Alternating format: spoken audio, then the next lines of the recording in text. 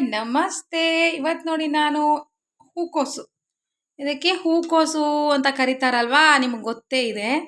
ಈ ಹೂಕೋಸಿಂದ ನಾನು ಗೋಬಿ ಗೋಬಿ ಮಾಡೋದು ಹೇಗೆ ಅಂತ ತಿಳಿಸ್ಕೊಡ್ತೀನಿ ಬನ್ನಿ. ಮೊದಲೆಲ್ಲ ಮಾಡಿದ್ದೀನಿ, ಅದನ್ನು ಕರೆದಿರೋ ತೋರಿಸಿಲ್ಲ ಅಲ್ವಾ, ಅದಕ್ಕೋಸ್ಕರ ಚೆನ್ನಾಗಿ ಈ ಗೋಬಿ ಕರೆದು ಮತ್ತು ಹೇಗೆ ಮಾಡ್ಕೊಳ್ಳೋದು ಎಲ್ಲ ಡಿಟೇಲಾಗಿ ಹೇಳ್ಕೊಡ್ತೀನಿ ಬನ್ನಿ. ಮೊದಲಿಗೆ ಈ ಹೂಕೋಸನ್ನು ಚೆನ್ನಾಗಿ ಹೆಚ್ಕೊಂಡು ಉಪ್ಪು ನೀರಲ್ಲಿ ಹಾಕಿ ಬೇಯಿಸ್ಕೊಳ್ಳೋಣ. ಓಕೆ ಬನ್ನಿ. ಪಾತ್ರೆಯನ್ನು ಒಲೆ ಮೇಲೆ ಇಟ್ಬಿಟ್ಟು ನೀರು ಹಾಕೋಣ ಬನ್ನಿ. ನೀರು ಹಾಕಿಬಿಟ್ಟು ಹೆಚ್ಚಿರುವಂತಹ ನೋಡಿ, ಚೆನ್ನಾಗಿ ನೋಡಿ ಹುಳ ಎಲ್ಲ ತೆಗೆದು ಇದ್ದರೆ ಅದೆಲ್ಲ ನೋಡಿ ಹೆಚ್ಕೊಂಡು ಬೇಯಿಸೋಕೆ ಇಟ್ಕೋಬೇಕಾಗುತ್ತೆ. ಬನ್ನಿ ಅದಕ್ಕೆ ಹಾಕೋಣ.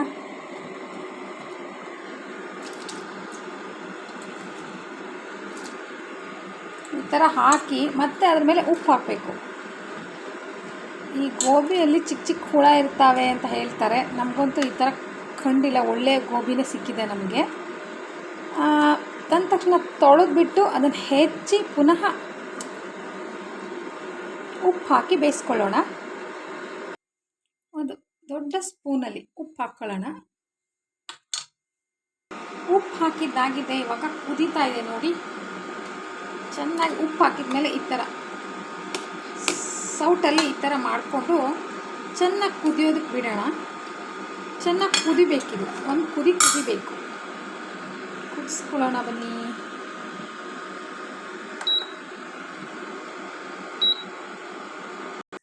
ಕುದೀತಾ ಇದೆ ನೋಡಿ, ಗೋಬಿ ಕುದೀತಾ ಇದೆ.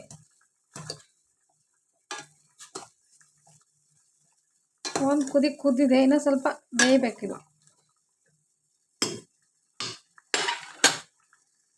ನೋಡಿ ಕುದ್ದಿದ್ದಾಗಿದೆ. ಇವಾಗ ಇದು ಆರಬೇಕು. ಆರಿದ್ಮೇಲೆ ಏನು ಮಾಡ್ಕೊಳೋದು ಅಂತ ಹೇಳ್ತೀನಿ ಬನ್ನಿ ಮುಂದೆ. ಇದು ಸ್ವಲ್ಪ ಆರಕ್ಕೆ ಬಿಡೋಣ. ನೋಡಿ ಈ ಥರ ಹಿಟ್ಟನ್ನು, ಯಾವುದೇ ಹಿಟ್ಟನ್ನು ಜಲ್ಸಿಟ್ಕೋಬೇಕಾಗುತ್ತೆ.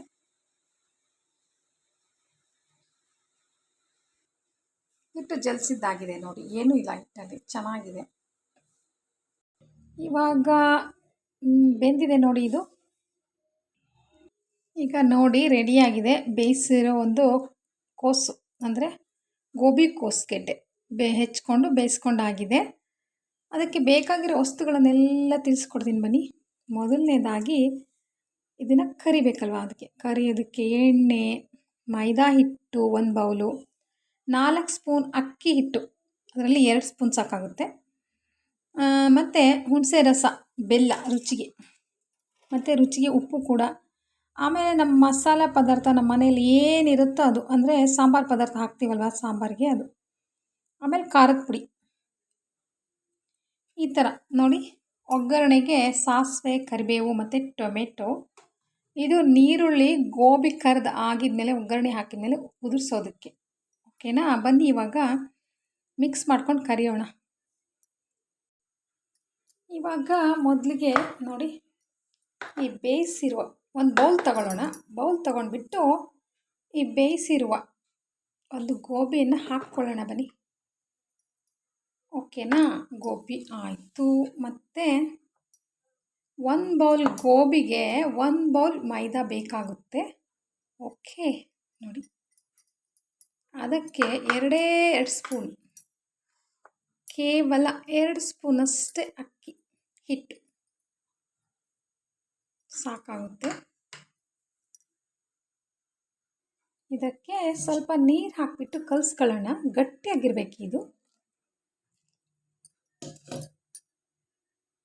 ಈ ಥರ ಸ್ಪೂನಲ್ಲಾದರೂ ಕಲಿಸ್ಕೊಳ್ಳಿ ಅಥವಾ ಕೈಯಲ್ಲಾದರೂ ಕಲಿಸ್ಕೊಳ್ಳಿ, ನೀಟಾಗಿ ಕಲಿಸ್ಕೊಳ್ಳಿ. ಒಟ್ಟಲ್ಲಿ ಈ ಗೋಬಿಗೆ ಎಲ್ಲ ಹಿಟ್ಟುಗಳು ಹತ್ಕೋಬೇಕು. ಮತ್ತು ಉಪ್ಪು ಹಾಕೋದಕ್ಕೆ ಹೋಗಬೇಡಿ, ಏಕೆಂದರೆ ನಾವು ಬೇಯಿಸುವಾಗಲೇ ಹಾಕ್ಕೊಂಡಿದ್ದೀವಿ.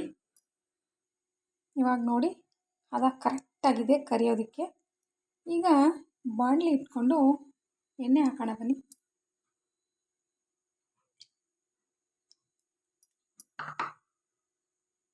ಸ್ಟವ್ ಆನ್ ಮಾಡೋಣ. ಸ್ಟವ್ ಆನ್ ಮಾಡಾಯ್ತು ನೋಡಿ. ಇವಾಗ ಎಣ್ಣೆ ಕಾಯ್ತಾ ಇದೆ. ಇವಾಗ ಗೋಬಿ ಆಕಾರದಲ್ಲಿ ಕರ್ಕೊಳ್ಳೋಣ ಬನ್ನಿ. ಇವಾಗ ಎಣ್ಣೆ ಕಾದಿದೆ ನೋಡಿ. ನಾವು ಗೋಬಿ ಆಕಾರದಲ್ಲಿ ಈ ಥರ ಹಿಟ್ಟು ತೆಗೆದುಕೊಂಡ್ಬಿಟ್ಟು ಹೀಗೆ ಹಾಕೋದು. ಬನ್ನಿ ಹಾಕೋಣ. ಇದು ಸಣ್ಣ ಸಣ್ಣ ನೋಡಿ ಈ ಥರ. ಈಗ ಹಿಟ್ಟನ್ನು ಕಲಸಿದಾಗ ಈ ಥರ ಆಕಾರ, ಅಂದರೆ ಹಿಟ್ಟೆಲ್ಲ ಗೋಬಿಗೂ ಅಂಟ್ಕೊಂಡಿದೆ, ಅದಕ್ಕೋಸ್ಕರ ನಾವು ಈ ಥರ ಬಿಡ್ಬೋದು.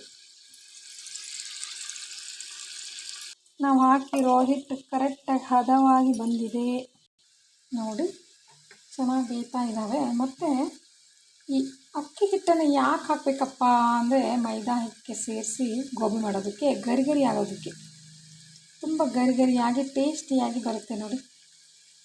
ಕೆಲವೊಬ್ಬರು ಬೋಂಡ ಮಾಡಬೇಕಾದ್ರೂ ಕೂಡ ಅಕ್ಕಿ ಹಿಟ್ಟನ್ನು ಹಾಕ್ಕೊಳ್ತಾರೆ, ಮೆಣಸಿನ್ಕಾಯಿ ಬೋಂಡ ಮಾಡ್ತಾರಲ್ವ ಆವಾಗ.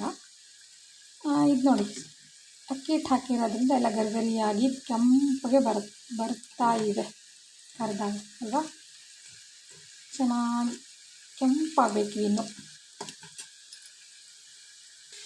ಇದು ಹೀಗೆ ತೆಗಿಯೋದಕ್ಕೆ ಹೋಗಬಾರ್ದು, ಇನ್ನು ಗೋಲ್ಡನ್ ಕಲರ್ ಆದಮೇಲೇ ತೆಗಿಬೇಕು. ಸಣ್ಣ ಉರಿಯಲ್ಲಿ ಚೆನ್ನಾಗಿ ಬೇಯಿಸ್ಕೊಬೇಕು.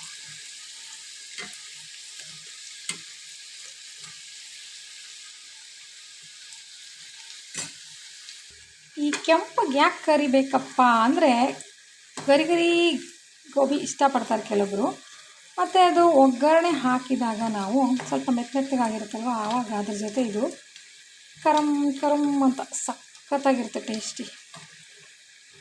ನಾನು ಹೇಳಿದ ಥರನೇ ಮಾಡ್ಕೊಳ್ಳಿ, ಎಷ್ಟು ಚೆನ್ನಾಗಿದೆ ಅಂತ ನಿಮಗೆ ಗೊತ್ತಾಗುತ್ತೆ. ಎಲ್ಲ ಕರೆದಿದ್ದಾಗಿದೆ ನೋಡಿ. ಓಕೆನಾ, ಕರೆದಿದ್ದಾಯ್ತು. ಇವಾಗ ಒಗ್ಗರಣೆ ಮಾಡ್ಕೊಳ್ಳೋಣ ಬನ್ನಿ. ಒಗ್ಗರಣೆಗೆ ಸಾಸಿವೆ ಮತ್ತು ಟೊಮೆಟೊ ಮತ್ತು ಕರಿಬೇವನ್ನು ಹಾಕ್ಕೊಳ್ಳೋಣ.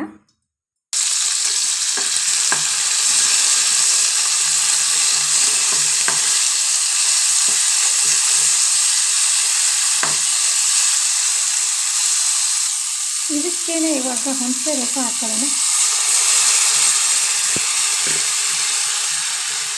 ಇದು ಸ್ವಲ್ಪ ಬೇಯಬೇಕು. ಹುಣಸೆ ರಸ ಇದೆಲ್ಲ ಟೊಮೆಟೊ ಜೊತೆ ಚೆನ್ನಾಗಿ ಕುದಿಬೇಕು. 1 ಸ್ಪೂನ್ ಅಷ್ಟೆಲ್ಲ ಹಾಕ್ಕೊಳ್ಳೋಣ ಬನ್ನಿ.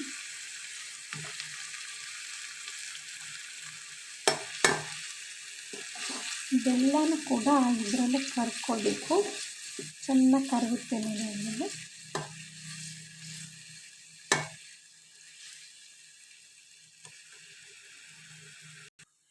ಇವಾಗ ಸ್ವಲ್ಪ ಅರಿಶಿನ ಪುಡಿ